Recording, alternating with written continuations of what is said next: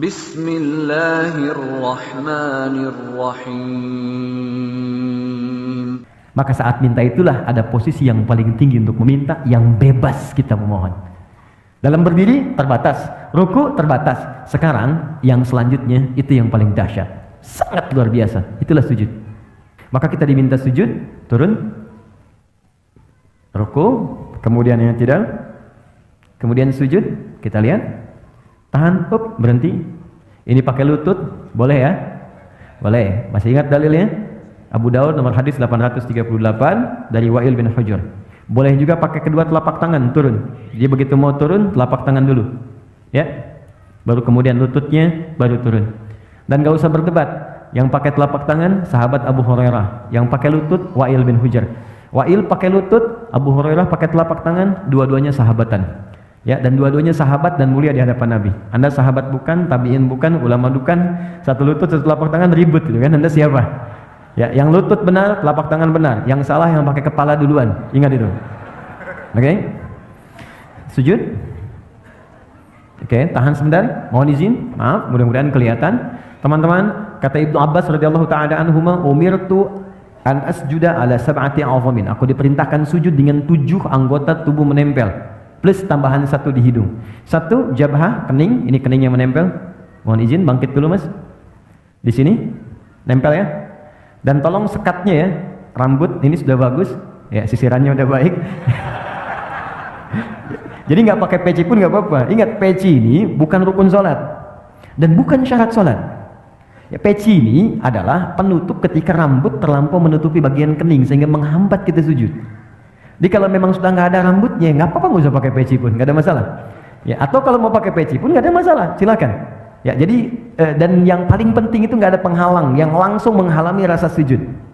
Kecuali hal yang ringan. Kalau ringan itu seperti mukena untuk perempuan, ya. Atau misalnya kain tertentu seperti sejadah, boleh, sepanjang nggak terlampau empuk. Awas, ingat, saya ingatkan, Nabi melarang kita sujud di tempat sujud yang terlampau empuk seperti bantalan. Ada sejadah sekarang kelihatan mewah, tapi sebetulnya nggak bisa di tempat sujud. Oh, okay. What's happening, you know? Okay. Nah itu nggak bisa, dilarang oleh Nabi. Kenapa? Karena nanti akan menghambat menempelnya kening dengan sempurna. Nah nanti kata Nabi, idza sajadta famakin sujudak. Kalau engkau sujud, tempelkan dengan sempurna sehingga terasa ada penempelan antara kening dengan tempat sujud. Dan sekarang ketika diteliti secara ilmiah ada titik gut spot di sini. Itu enak. Jadi kayak kita tuh kayak sujud itu kayak mengalir ke puncak ke dalam kepala kita, ke bagian yang tengah ini. Dan biasanya kalau awal-awal belum sempurna itu agak pusing dulu awalnya. Setelah itu nikmat. Ya, itu yang pertama jabah. Dan ini mohon izin, jangan sampai berdoa dulu sebelum yang 7 ini sempurna. Jadi begitu kening sudah menempel, yang kedua telapak tangan, 2 telapak tangan, jadi hitung 3, 1, 2. Kemudian selanjutnya 2 lutut, 3 tambah 2, 5, lutut 2. Selanjutnya jemari di 2 telapak kaki, tambah 2, 7.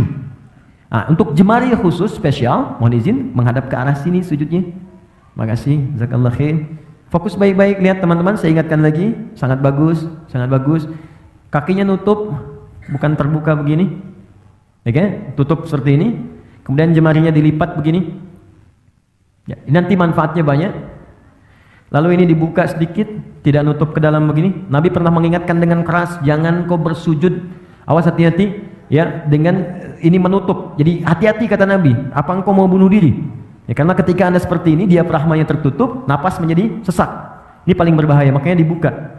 Ini saya tekankan karena ada sebagian mengatakan kalau perempuan itu ada yang mengatakan ditutup begini, itu tidak. Sama laki-laki dengan perempuan, sama saja. Kecuali dalam takbir di awal, perempuan tuh boleh rapat begini. Itu di Syafi'iyah. Karena dulu nggak ada hijab seperti sekarang. Ya jadi terbuka pendek, makanya saat bertakbir begini akan kebuka. Karena itu ditutup begini. Ya, seperti ini. Kemudian kata Nabi, usahakan ini ada rongga. Ya, kalau dalam bahasa Arab di hadisnya anak kambing kalau lewat dia bisa lewat. Tapi anak kambing itu ukuran bagi orang Arab kecil. Bagi kita mungkin anak kucing gitu kan, atau kucing. Jadi kalau sekarang Anda sudah diminta anak kambing lewat ukuran kita, orang sekarang mungkin nggak akan pernah lewat.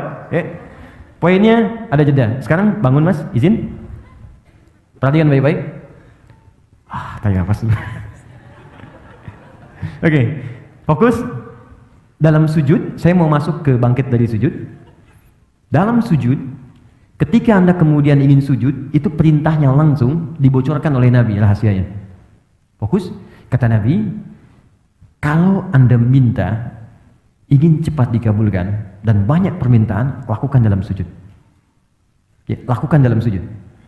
Saya ulang, lakukan dalam sujud. Dan itu bahasa Nabi banyak diungkapkan kepada sahabat, termasuk Ibnu Abbas radhiyallahu taala anhu. Ya, idza sajadta fa'aksir doa. Kalau engkau sujud, maka perbanyak doa dalam sujud. Dalam sujud ini ada doa yang standar. Yang standar yang saya ajarkan di pertemuan lalu, ya subhana rabbiyal a'la atau subhana rabbiyal a'la wa bihamdi atau subhanakallahumma bihamdika Allahumma ighfirli. Setelah itu baru pembuka. Setelah itu silakan minta yang seluas-luasnya. Ada yang di rumah tangga kebutuhan, minta. Dan nggak perlu dilafadzkan dalam hati kita. Ya Allah sayangi suami saya, ya Allah sayangi istri saya, ya Allah berkahi keluarga kami, ya Allah cerdaskan anak saya, ya Allah terima ya Allah kebutuhan, ya Allah orang tua saya sayangi, ya Allah jika mereka telah wafat lapangkan kuburnya, ya Allah jika anak saya mendahului saya sayangi ia, jadikan dia sebagai pangeran-pangeran surga, putih-putih surga. Karena sementara itu tertukar, ada yang ayahnya wafat duluan, ibunya duluan, ada anaknya dipanggil duluan.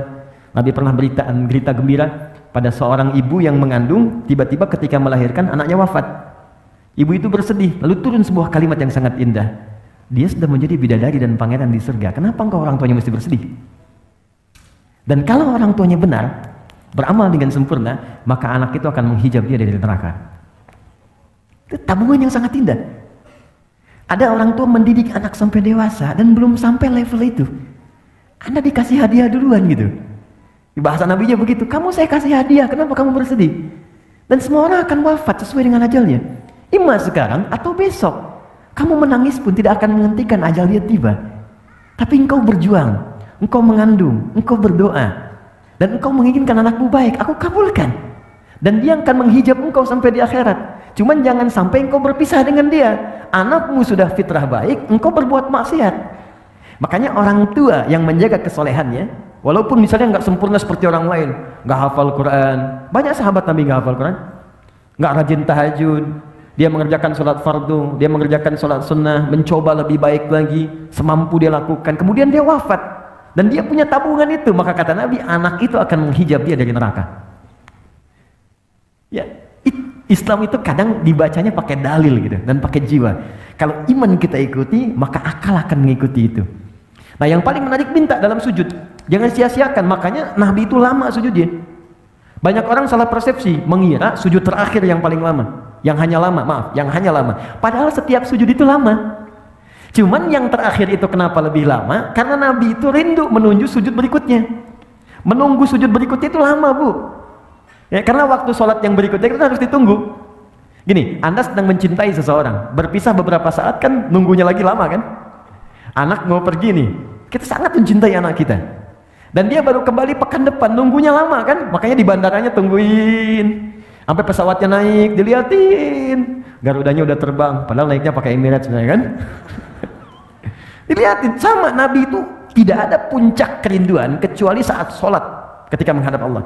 Makanya sujud terakhirnya lama karena beliau mengharapkan perjumpaan sujud kembali. Nah, untuk kitanya doa yang diperbanyak. Tapi ingat, ini pengantar kepada duduk di antara dua sujud. Saya akhiri pengantarnya. Sujud bukan sekedar meminta kita untuk berdoa. Tapi itu adalah puncak kepatuhan yang paling dalam sebagai ikrar komitmen kita kepada Allah supaya kita benar-benar patuh dalam hidup ini dari ujung kepala sampai ujung kaki. Anda bayangkan, ruku saja, ruku benar, komitmen patuh kita, Allah akan angkat derajat kita. Maka bagaimana dengan orang yang komitmen dari ujung kepala sampai ujung kakinya akan patuh kepada Allah?